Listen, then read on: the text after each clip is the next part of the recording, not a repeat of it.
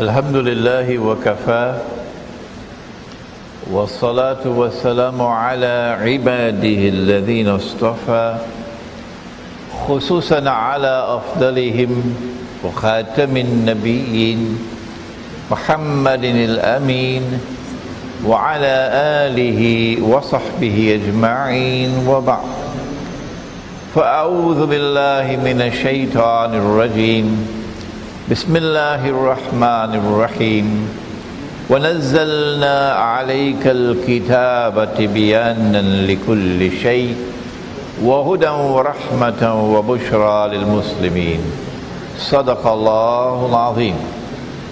Respected Imam, brothers and sisters here at Malabar Masjid Hidayatul Islam in Selayang, I hope I got that correct, in Kuala Lumpur in Malaysia. Assalamu alaikum wa rahmatullahi wa barakatuh. The Ummah of Nabi Muhammad alayhi salatu wasalam, the world of Islam, and indeed the world at large, is at this moment poised on the brink of a pit of fire. The world is about to change as it has never changed before in history. A more evil world is coming. A world with greater oppression is coming. A world with more intense war on Islam, more sophisticated war on Islam is coming. And all of this on Israel's behalf. So that the Zionists can cause the state of Israel to replace the United States of America as the new ruling state in the world, so that in the same way that Pax Americana replaced Pax Britannica, so too will a Pax Judaica replace Pax Americana. Why is this happening? 11 years ago, I wrote the book entitled Jerusalem in the Quran, which explained that subject.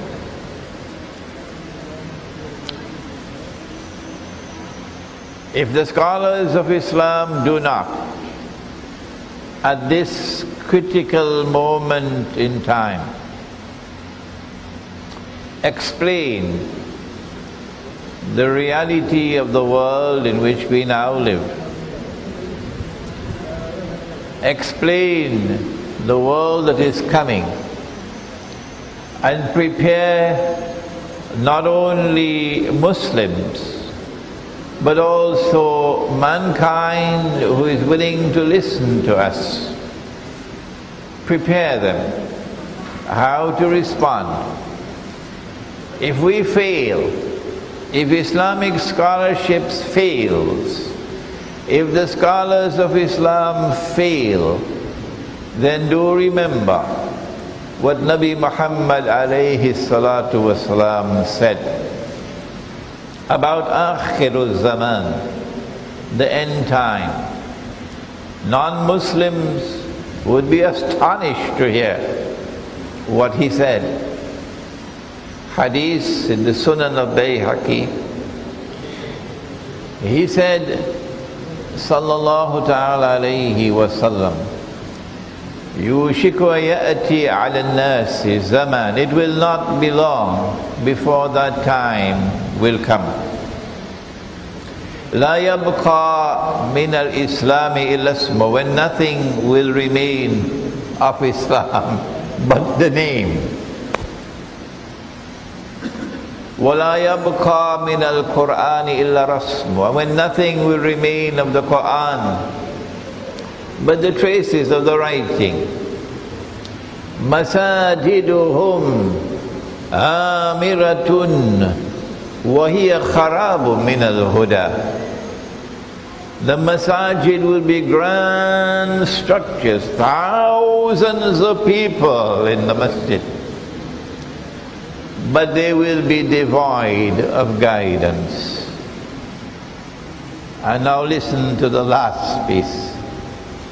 Ulama'uhum, the ulama of those people at that time. Sharrun nasi mimman tahta adimis sama.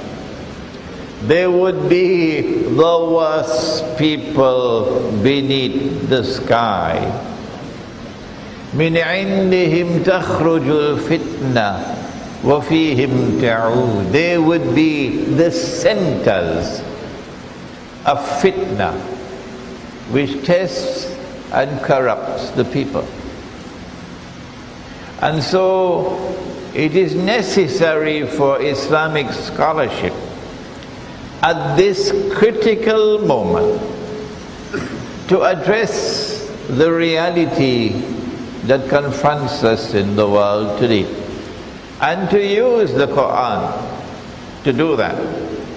Since Allah says in the Quran, in Surah An-Nahl, that He sent down this book to perform this function, tibyanan likulli shay, to explain all things.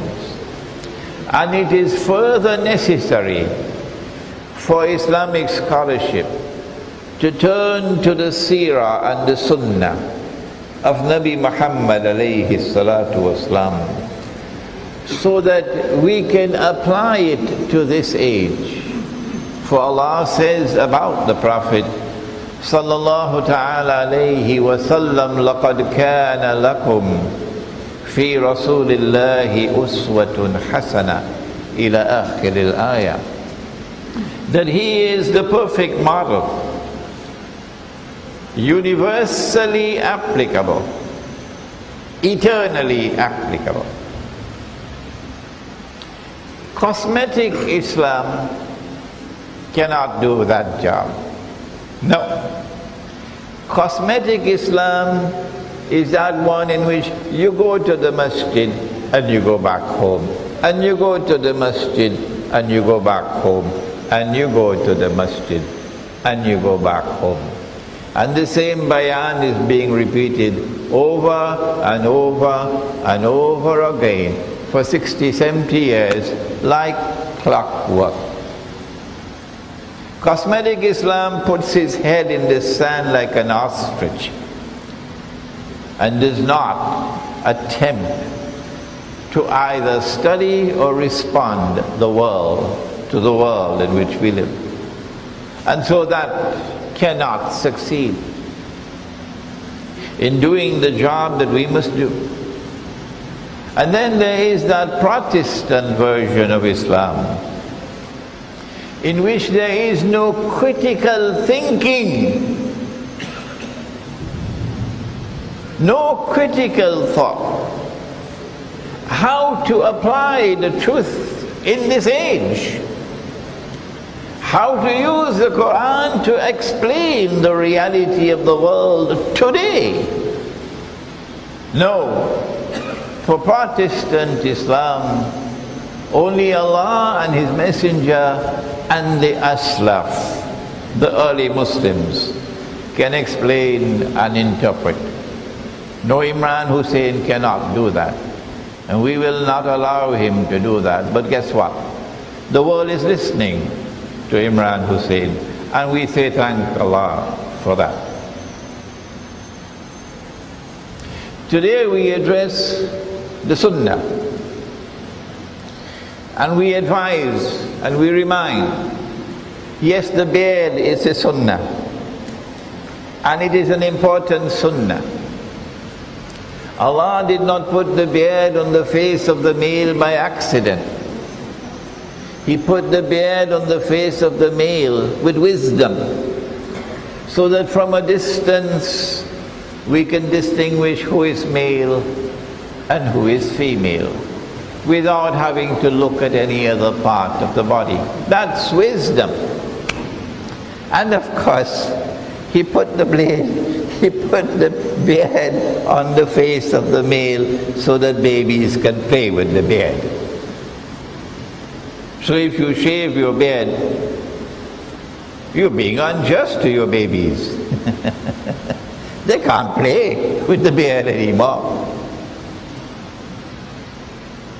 The sunnah is the clothing that we wear, that is designed to conform to a certain norm of modesty. But this is not the only sunnah. The sunnah is how we eat. But this is not the only sunnah. The sunnah also includes being aware of the world in which you live. Or to be more precise for today's lecture, to be aware of your strategic environment. You are engaged in the struggle of truth against falsehood. And the forces of falsehood are always going to attack you. But in the end, truth must vanquish falsehood. And so the strategic environment, in terms of the rivalry between truth and falsehood, how to respond to that strategic environment is also the sunnah. And so today we address a subject you never heard of before, because nobody teaches the subject. We address the strategic sunnah. And having explained and described the strategic sunnah, we then apply it to this critical moment in which we now live. And this requires critical thought. This also requires some intuitive thought. And so now, with Allah's blessed name, let us seek to recall this strategic sunnah. In the struggle between truth and falsehood, between justice and injustice, Nabi Muhammad alayhi salatu wasalam was attacked. War on Islam was waged by the Quraysh, by the forces of oppression and injustice and falsehood and idolatry. And when you are faced with war on Islam, what do? If you are not strong enough, do you compromise in order to continue to live where you are? In order to hold on to your green card, and to hold on to your job, and to hold on to your car and your house? Or do you hold on to the truth regardless of consequences? The sunnah is that even if you have to give up Makkah, you hold on to the truth and you keep on proclaiming the truth. When that happens, you will have to make hijrah, as so many are now making hijrah from Britain and from the United States of America and from Australia, and let us also include Singapore, because you no longer have the freedom to preach the truth.